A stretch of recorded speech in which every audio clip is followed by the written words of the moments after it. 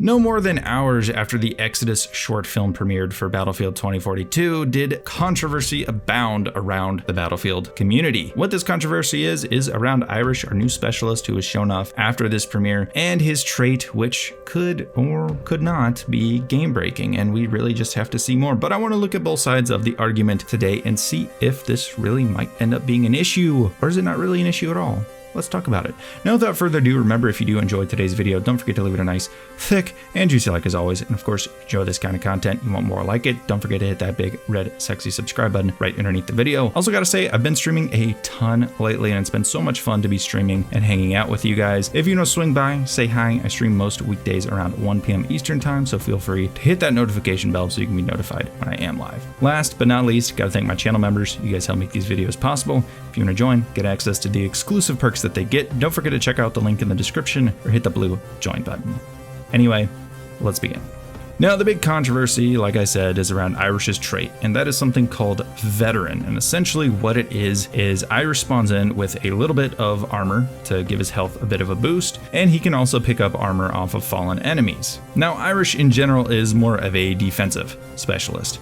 His gadgets, one is essentially a deployable shield wall, and the other one is essentially a trophy system that stops incoming explosives. This can help with him, his squad, or even a vehicle if it's close enough to it. So in general, it makes sense as a defensive trait, but is it game breaking? Now, there's two different scenarios that this can really work with and how it may be balanced. The first is closer to the specialization from Battlefield 4. There is a defensive specialization where one of the perks is a 10% boost to health, and all this really does is make it to where if someone is shooting you, or if you're shooting at someone with this perk, then you need one extra round to finish them off. And that's fine. It's not totally game breaking. It's not a massive meta change. It's not something that just threw off the whole balance of the game. It's just one extra bullet. It's not exactly a massive deal. And if this is the case for Irish, I don't see it being a big deal either. It's just, you know, one of those little perks on the battlefield. Sure, it's something nice, but I think there might be other specialists that you might want to consider for their traits as well. Now, that's all well and good, but what about the second scenario? Well, the second scenario is definitely the worst one, and the reason a lot of people are thinking about the second scenario is because of what almost happened in Battlefield 5. Many of you remember attrition from Battlefield 5, and essentially it was also going to get a second layer of sorts, as the same guy that had a hand in the Battlefield 5 TTK changes wanted to also add armor plating to the game in a sort of battle royale style. Now, some of you might be thinking, wait a minute, Battlefield is a large-scale shooter in a similar kind of way to a BR. And that's true, it is large scale, but it works very differently, and the action is definitely faster paced than what a battle royale will offer. You see, Battlefield's standard multiplayer with Conquest and Breakthrough is really going to be a bit faster paced than BR, but slower than something like Call of Duty. Sure, it's more tactical than the alleyways you'll find in COD, as you have to approach various buildings in an ever-changing environment in a much different way each time you come across them, but you also have this density of action that is much higher in volume than it is in a BR, because say for example in a BR you kill a guy, well, he's out of the match. Sure, he might respawn because he wins in the gulag or what other respawn mechanics are in BRs. He might come back, but it's going to be relatively slowly. Whereas in Battlefield, if you take out a squad but one guy lives, well, they can just pretty much respawn on that one guy, and then you have a whole new squad in the same area where there was already just a gunfight. So there isn't really time to stop, put in armor plates and all that without it feeling like you're being taken out of the action due to no real fault of your own, and it's really just a layer that feels unnecessary in the same way that attrition was in BF5. You're really just adding a chore and taking people out of the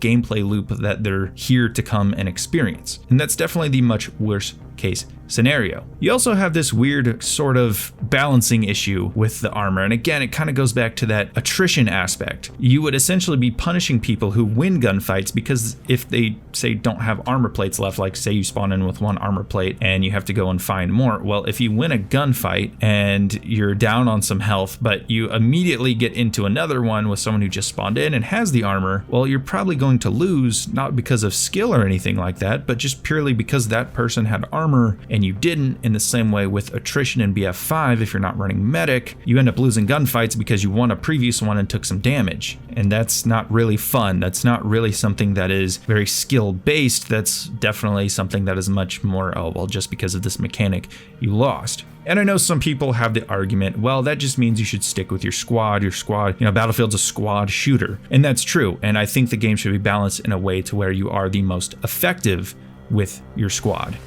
But having the game set up to where your squad has to micromanage the basic things in the game like health seems very, very pointless and very, very boring. It definitely nerfs the individual's ability to go and be effective when his squad is either pinned down or ineffective in certain moments, or even just, you know how blueberries can be. Sometimes players who are very good do have the ability to go out and be as effective as almost an entire squad simply because of their skill, and you're nerfing that ability. And that is very limiting on what players can do on the battlefield and takes a lot away from the fun and those epic moments, just like we saw in Battlefield 5. Really, to make my point, in the worst case scenario, armor plating in a BR style would essentially be attrition from Battlefield 5, but under a new name. Now, you might think that we can go to the gameplay trailers for both 2042 and the Portal to learn more about this type of a thing, but we really can't. Now, the Portal gameplay trailer, I will say, and I did mention this in my breakdown, is that there are armor icons in the HUD. But if you go back to the initial gameplay trailer,